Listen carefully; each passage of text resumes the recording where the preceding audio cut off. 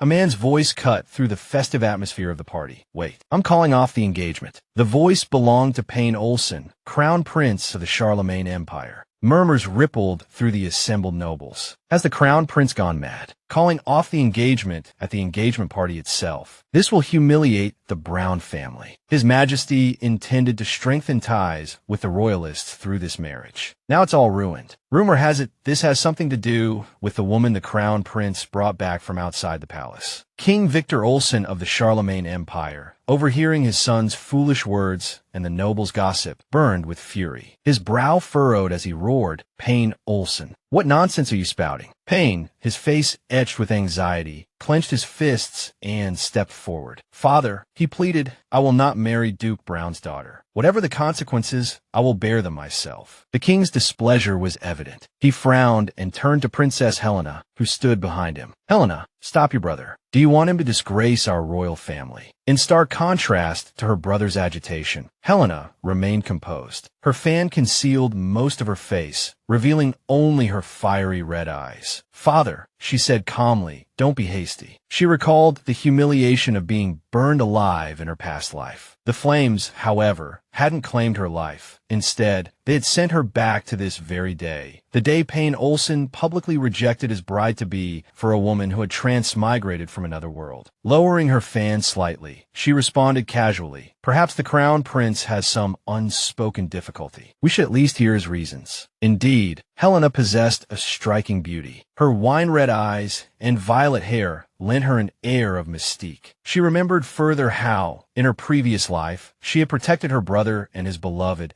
offending nobles both within and outside the court, ultimately leading to her tragic demise. In this life, she thought, a cold smile playing on her lips, I will not nurture these ungrateful wretches. I will reclaim all the power and pride that rightfully belong to me. Hearing her words, Prince Payne stammered, I apologize, sister. I can't say why. He thought to himself, right now, only Phoebe has my heart. I can't drag her into this chaos. Observing her flustered brother, Helena scoffed inwardly. Even if you don't say it, sister knows. It's all because of that transmigrated vixen. You're so bewitched by her that you disregard the interests of the royal family and your responsibilities as crown prince. Recalling her past life, her expression darkened. If I hadn't shielded you in my previous life, bearing the brunt of the consequences for you, you would have become a pariah long ago. You wouldn't even have a chance at the throne. Today, I'll see with my own eyes how you self-destruct. Helena approached him, lowering her voice. Payne, you agreed to this engagement yourself. Now you're canceling it in front of everyone. What about Duke Brown's daughter? How will she ever marry after this? Nolita Brown, the Duke's daughter and the Crown Prince's rejected fiancée, unwilling to endure such public humiliation, demanded, Your Highness, give me a reason. Otherwise, the Brown family will not let this go. His continued silence only fueled her anger. Speak, she cried. No matter how furious Nalita became, Payne remained impassive, seemingly indifferent. How annoying, he thought. It was Helena who broke the tense silence. Payne, she said, I've always stood by your side. Tell me honestly, is there someone else you care for? I need to know what you're thinking so I can help you. She quickly calculated, recalling the name of that transmigrated vixen from her past life. She watched this farce unfold from within the crowd. The woman who had thrown the royal family into chaos and then escaped unscathed. This life, I won't let her get away with it. Payne stammered,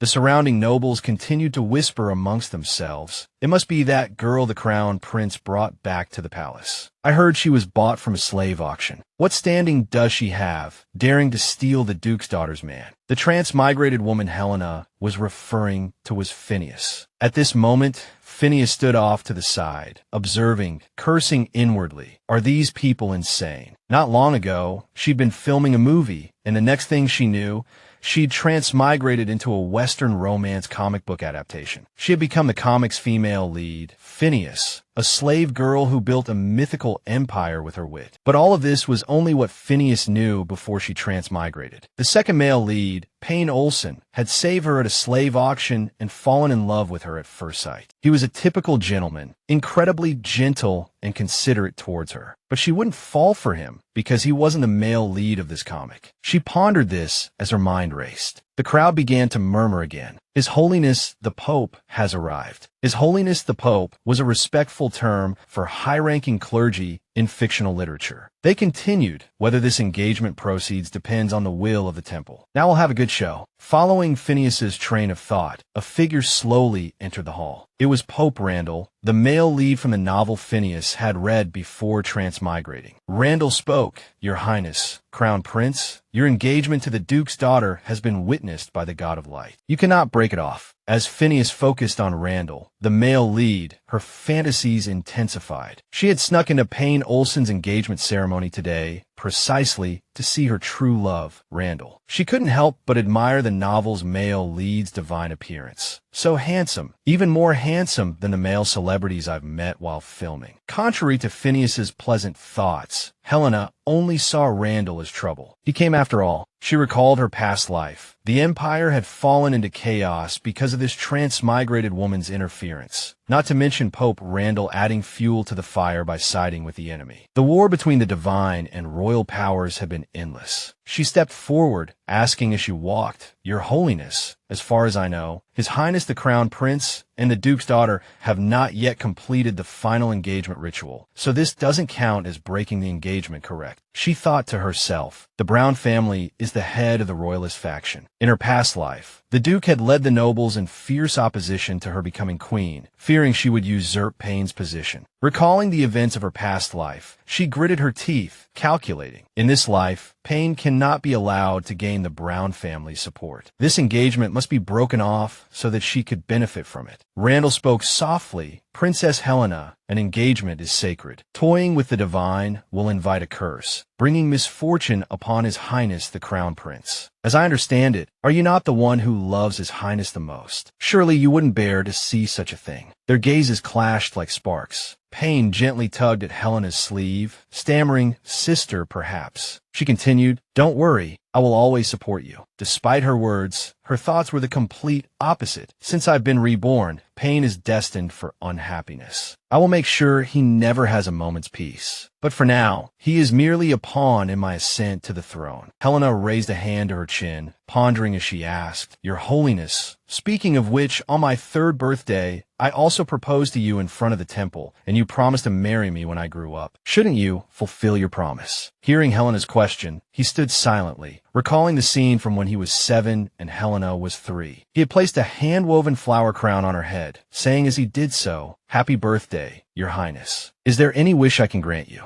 Hearing this, Helena flushed crimson, a delighted smile playing on her lips as she casually replied, "I want to marry His Holiness the Pope. Is that all right?" She was only 3 years old at the time, but her beauty was already striking. Her innocent question brought a shy blush to Randall's face as well. Randall gently stroked her head. "All right," he'd said, "when you grow up." The memory faded, and Helena's gaze sharpened. "You promised me marriage before the gods themselves?" She continued, her voice ringing with conviction. "Surely you won't go back on your word." Payne stared, aghast. "Sister," he cried, "you don't have to do this for me." He thought, she's willing to sacrifice her own happiness for mine. She truly is the kindest person in the world. Watching her carefully laid plans unravel, Phineas seethed. How dare that woman? The surrounding nobles began to murmur amongst themselves once more. Heavens, to think Her Highness would propose in public. Will he refuse? Surely a childhood just can't be taken seriously. Seeing Randall's darkening expression, Phineas felt a surge of triumph. Yes, as long as Randall refuses her proposal, I can turn this around, and the engagement between Payne and the Brown family will be off. A sly smile played on Helena's lips. Everything was proceeding exactly as she'd envisioned. But to Phineas's utter shock, Randall calmly agreed.